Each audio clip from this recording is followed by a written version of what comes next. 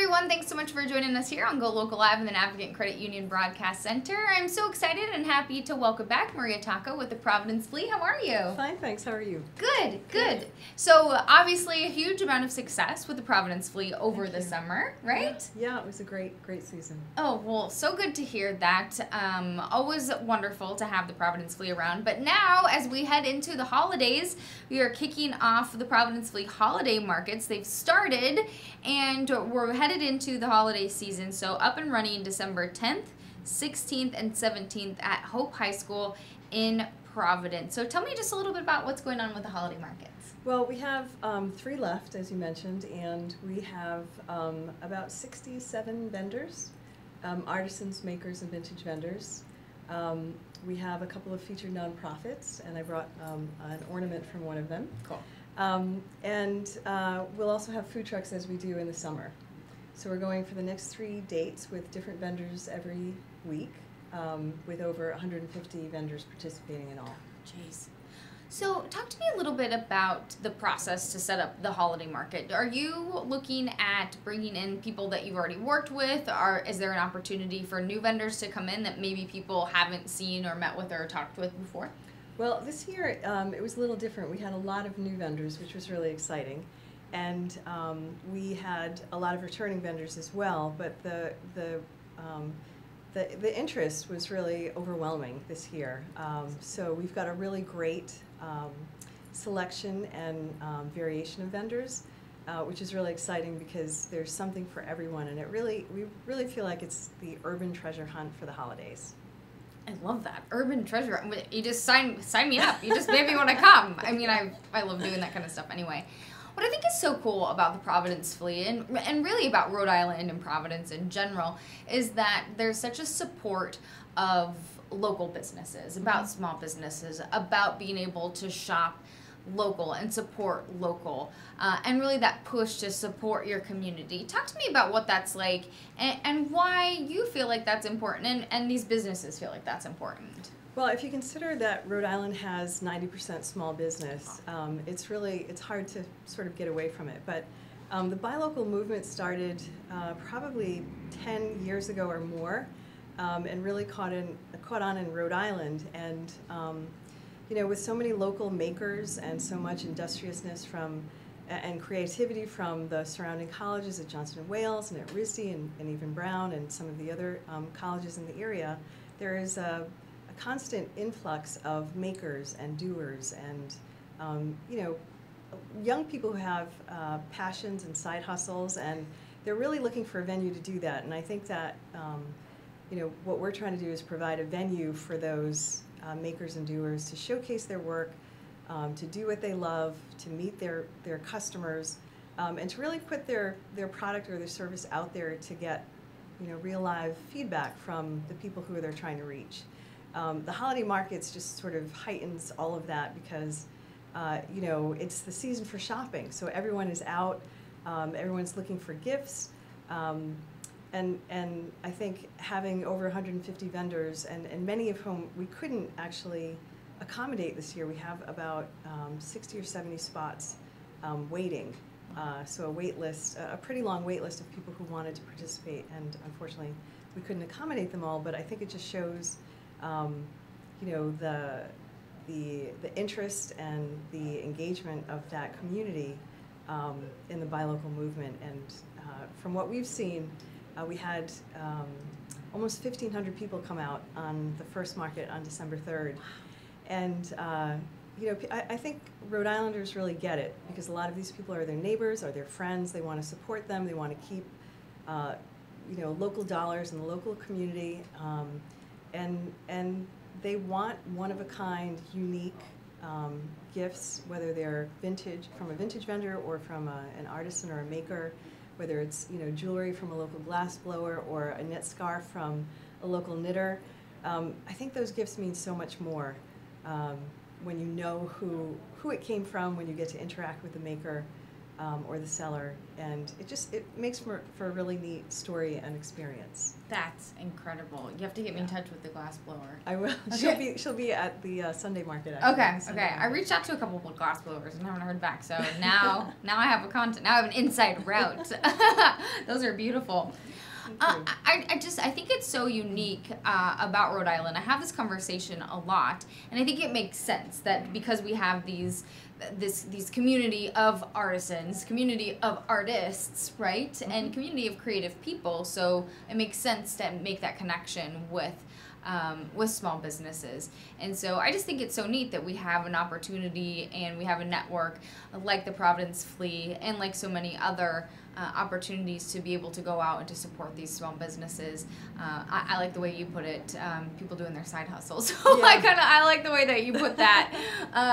Talk to me a little bit about, so you mentioned some of them, you mentioned the glass bone earrings or the knit scarf. Talk to me a little about what other products or what are some of the other vendors that will be out there if people want to come out and do a little shopping. Sure. So it really runs the gamut from the vintage vendors who, and I brought a few things just to sort of an example, but beautiful setup over here, by the way. Thank you. Whether it's vintage caroling books from the John Hancock Life Insurance Company or a vintage children's toy sled. Can I see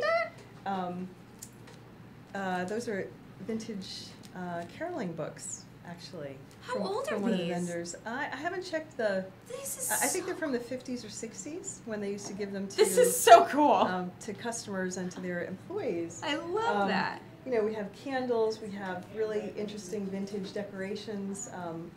One of our featured nonprofits is the Ornament Rescue League, and they take old and discarded ornaments and they upcycle them into new ornaments, and it's all to benefit the Hasbro Children's Hospital, which is really neat. And I brought one that was gifted to me by that nonprofit. And then, there are vintage ornaments from the artisans and makers. There's soap, there are candles, there are, hand knits, photography, artwork. The list goes on and on. The different categories that we have, just, from handcrafted jewelry to estate jewelry and costume jewelry. There are vintage vendors who are selling clothing, both winter clothing, reloved. This is a mohair, or alpaca rather, knit sweater that I got from a vendor that will be there every week, the House of Alma. I got this last year, actually, a vintage mechanical pencil that is from England that I got from another vendor last year. So, it's always, like I said, a treasure hunt. You never know what you're going to find. But there's definitely something for everyone, which makes it so much fun. So it's not just art, it's not just photography, it's not just crafts. It's really, it's a whole bunch of things wrapped up into one. What I think is so cool, too, is that everything that I see that you just brought in, I'm like, ooh, that's so neat, that's so neat. And it also makes me slightly sad that I have zero creativity at all whatsoever. I'm like, oh, I wish I could do that. Oh, I wish I could do that.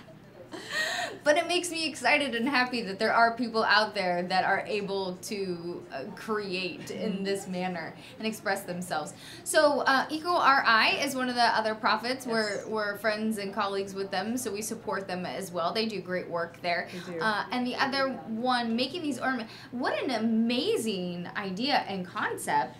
Can you, I know you kind of touch base on that, but can you kind of elaborate on them a little more? Sure. So the woman who actually does this is also a knitter, so she'll have some of her hand knits there, and she makes really beautiful scarves and mittens and fingerless gloves, and she also has a passion for vintage. So the ornaments that she finds that can be sort of just maybe cleaned up a little bit and sold as is, she puts in she calls it her pure vintage collection. But the ones that are broken or really in sort of poor disrepair, she will upcycle them into something new. So for example, this one was a little Santa that was had really lost its sheen. It really didn't have a lot of paint on it. She repainted it. She put it in a little sort of tinsel wreath and put a bow on it, and on each of the labels, she actually shows the before and after pictures, which is really interesting. That's the best. Yeah, so you can see what it came from Perspective. and what it what it's become now, and it's just again, there's a story behind each of the vintage ornaments, and it's just a really fun idea, and it's also for a great cause for the Hasbro Children's Hospital. That's absolutely incredible. I love that, and what a great way. Do you know by any chance? I don't know if you would. Do you know if she takes ornaments that maybe if people are like, hey, I no longer want these, but I think that they might have some value. She might be able to use these. I don't know if you would know. I'm sure she does. I know that she is a very sort of careful picker, is what they call them. Exactly, yeah. So they have to be true vintage ornaments. Yeah. Otherwise, if they're only a few years old, she probably wouldn't have as much use for them. She's not taking your junk, people. Yeah, that's right. She's not taking your junk. Talk to me a little bit about... Speaking of junk, you don't really have junk there. This is an award-winning flea, right? So Yes. you've won several awards. When you get to that level, like, how do you make sure you're keeping it to that caliber? Well, it is a juried market, so there's an application process. And we ask prospective vendors to upload a couple of photos of their work so that we can make sure it's really in keeping with the rest of the merchandise that other vendors offer at the flea, because as I said from the beginning, it's really not about tube socks and dusty batteries and cheap sunglasses from China. It's a vintage and artisan maker market, and we're very careful about the vendors that we accept. We've been really lucky. We haven't really had to decline a large number of vendors, because I think we're very clear in what we're looking for.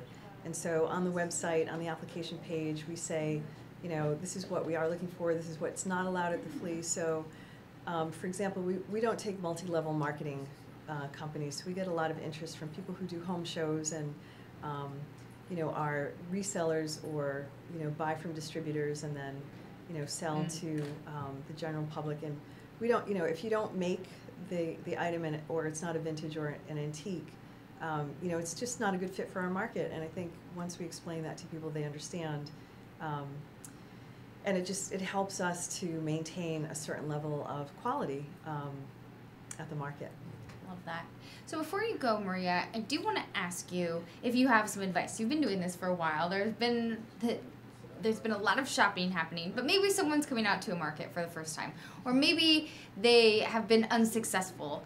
They leave empty-handed. Do you have advice for ways to enter the holiday market successfully, or maybe just to go to the Providence Flea in a successful way? Like, do you have any tips or strategies to shop successfully? Or to how to get a good find, maybe? As a customer? Yeah, as a customer. So there are a couple of rules or a patron. when you go to any flea, and I think it's if you see it and you really like it and you want it, you should buy it, because if you make a round through the room and come back, it's likely that it won't be there, because if it's caught your eye, it's probably caught someone else's eye. So you definitely want to act. It is about, to some degree, impulse shopping, because it's happened to me several times. I look at something and I'm like, I'm going to come back for that. And when I do, the vendor has sold it. So you definitely don't want to do that. And then, it's also really a good idea to talk to the makers and the artisans and learn about their craft. They're there because it is their passion, and they want to talk about what they do, and they want you to know how much work has gone into it and what it has taken for them to get there. So, if you have the time, I think it's always great to chat up the vendors, and who knows, you may get a discount. Speaking of discounts, I think it's fine to ask some of the vintage vendors, if you could do better on a price. But for the artisans and makers, it's a little different. They price their items to sell, and they price them so that they're getting a fair return on the work that they put into it. So be careful when you talk to artisans and makers about trying to haggle with them, because there's a fine line between maybe hurting their feelings or maybe giving them the impression that you don't value the work that they've done. And you certainly don't want to do that, because all of the artisans and makers work really hard at what they do, and they're very proud of their craft. And you want to honor that too, I think. I definitely think that's good insight and good strategies. I know when I go and approach someone who has put a lot of time into their craft or their product, whatever it may be, oftentimes the time that I spend chatting with them and talking with them, that's usually what gets me to buy the product. Yeah. Is making that connection, making that investment in the time, and just getting to know whoever it is. Because if they, just finding them and talking to them as a person, it's so interesting to get to know more about them and get to know more about the product. And once I hear their story and their background, that makes me want to buy their product. You know what I mean? So just being able to spend that time with the person, I think that always makes a big difference. Yeah, and it's nice to meet people too. Yeah. Right? Sure. All right, Maria, thank you so much with the Providence Flea. So the holiday market's coming up this weekend, December 10th, and then the 16th and 17th at Hope High School in Providence. So there are many ways to get there. You can drive, you can walk, you can take the bus. Bus stops all over the place. So head over, grab a shopping bag, and go, right? And we're in the rear entrance in the back. Rear entrance. Perfect. Good to know. Accessible in multiple ways as well, the rear entrance, right? Correct. Okay, wonderful. Thank you so much for joining Thanks for having us. Please, everyone, hang tight as we get set up here for our next guest on Go Local Live.